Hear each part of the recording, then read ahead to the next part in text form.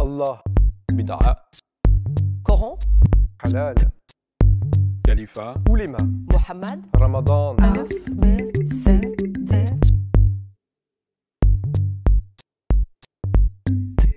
Homero Maranjou-Peria, sociologue, spécialiste de l'islam en France et chercheur associé à l'IPRA de l'Université de Nantes.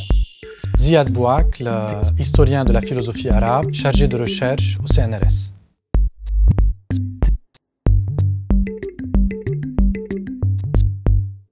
La définition du bien et du mal entre dans différents champs ou catégories. La première, ou celle qui est le plus mise en avant, est celle du droit, qui comporte 5 catégories, 2 faisant référence à des actes louables qui méritent la récompense. Ce sont l'obligatoire ou le wajib et l'acte recommandé ou le mandoub. 2 catégories qui font référence à ce qui est réprouvé ou qui mérite, le cas échéant, le châtiment. Ce sont le makruh, l'acte détestable, et le haram, l'acte interdit, et également une catégorie plutôt neutre, le mubah, qui englobe ce qui est licite de faire. On trouve également la question du bien et du mal en islam dans d'autres disciplines. Pour les théologiens, elle prend la forme d'une réflexion sur la justice et l'injustice divine, al-adl wal-jawr, et sur l'acte bon et mauvais. Et chez les philosophes, héritiers de la sagesse antique, elle se présente comme une réflexion sur le bien et le mal dans la création, al-khayr wa-shar, et sur les vertus communes à tous les hommes et dont l'acquisition mène au bonheur ici-bas. On retrouve aussi cette question de bien et de mal dans le champ de la spiritualité musulmane ou soufisme. Mais l'expression coranique la plus appropriée pour traduire cette notion de bien et de mal serait certainement celle de a'mal salihat, que l'on peut traduire en français par les bonnes œuvres. De ce point de vue, le Coran nous propose une dynamique de l'acte bon qui se situe au carrefour de la foi, al-iman, et de la sagesse, al-hikmah, qui consiste à définir ce que serait l'acte bon à chaque instant de son existence.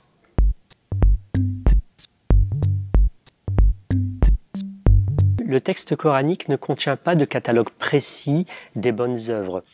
La visée divine serait plutôt centrée sur le fait d'inciter l'homme à pratiquer ce que je traduis en français par l'acte convenant, c'est-à-dire l'acte qui sied à la relation spirituelle et d'amour au divin, et à délaisser l'acte disconvenant, c'est-à-dire l'acte qui entrave ici la relation d'amour et de spiritualité au divin.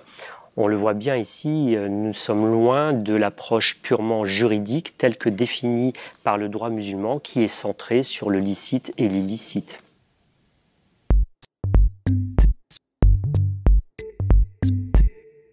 On ne trouve pas à proprement parler en islam l'équivalent du péché originel que l'on trouve dans le christianisme. C'est la désobéissance à Dieu qui serait en islam le pendant du péché. Et c'est cela que nous raconte l'épisode coranique d'Iblis, cet ange qui a été maudit par Dieu et qui est devenu le diable parce qu'il a refusé d'obéir à ses ordres et de se prosterner devant Adam. On voit donc là clairement le lien entre mal et désobéissance. Par contre, on ne voit pas trop comment tout cela peut échapper à la volonté divine. Et ce sont les premiers théologiens de l'islam qui vont donc prendre en charge cet ensemble de questions problématiques. Comment concilier le fait que Dieu soit le créateur de tout ce qui existe dans le monde, y compris le mal, tout en restant sage et juste, et aussi et surtout, du côté de l'homme, comment articuler volonté divine et responsabilité humaine.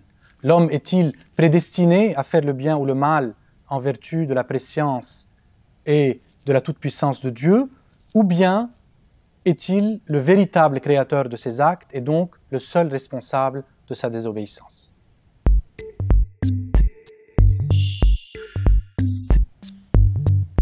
À la question de savoir si l'homme est responsable du mal dans le monde, les théologiens musulmans n'ont pas apporté de réponse unique. On peut distinguer 2 courants qui se sont affrontés à ce sujet.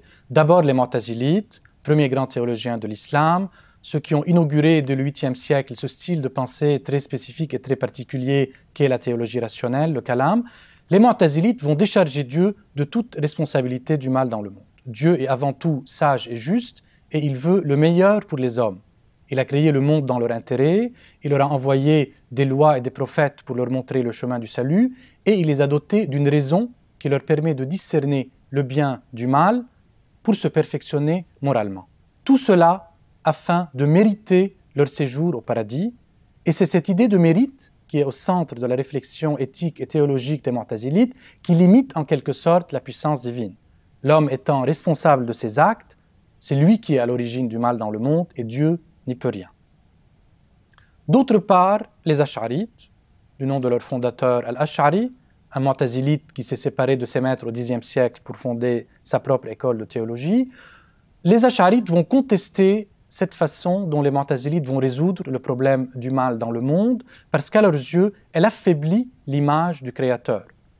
Si Dieu est tout à fait incapable de faire le mal, quelque part, il serait plus faible que n'importe quel homme méchant ici-bas. C'est donc un peu en réaction à cette vision des choses, et pour rétablir la toute-puissance de Dieu, que les Ash'arites vont dire que Dieu veut tout ce qui existe dans le monde, et que c'est parce qu'il veut une chose ou un événement, y compris l'incroyance et le mal, que ceux-ci finissent par exister. Évidemment, les Mu'tazilites vont critiquer cette vision de la divinité parce qu'elle laisse supposer que Dieu serait injuste. Et cela contredit des versets coraniques comme « Ton Seigneur ne sera point injuste envers sa créature ». Mais pour les Ash'arites, Dieu n'est pas injuste. Dieu est juste quoi qu'il fasse, mais d'une justice qui nous est incompréhensible parce qu'elle est incomparable avec notre vision humaine de la justice.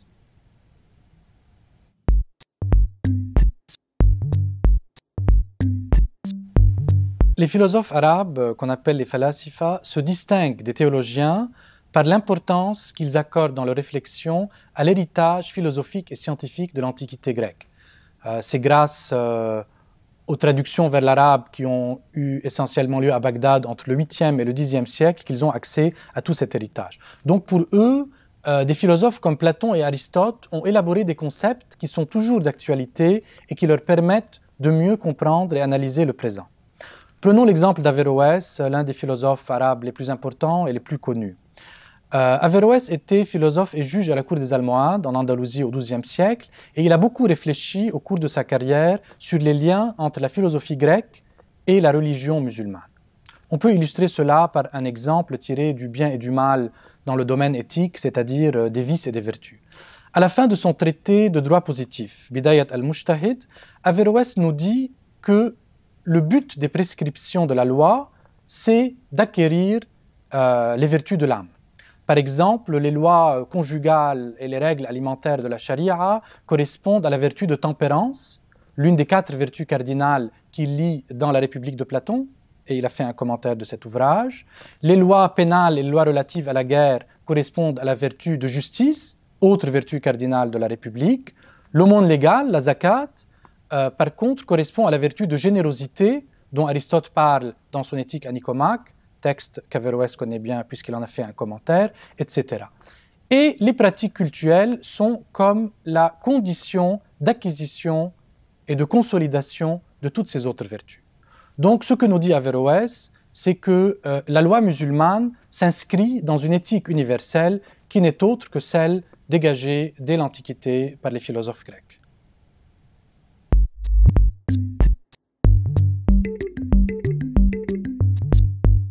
Pour refonder une éthique musulmane qui soit ancrée dans le monde d'aujourd'hui, il est impératif, de mon point de vue, de se détacher de la perspective juridique traditionnelle qui est centrée sur le comment faire ou sur le licite et l'illicite, pour plonger dans une réflexion profonde sur les questions éthiques fondamentales et tenter de refonder une éthique de responsabilité. Il y a eu depuis la fin du XIXe siècle tout un ensemble de travaux qui ont tenté de déconstruire à la fois la raison arabe et la raison islamique. On a l'habitude de citer parmi les personnages les plus connus une personne comme Mohamed Iqbal. On pourrait en citer beaucoup d'autres comme Mohamed Harkoun qui a entrepris tout un travail de déconstruction.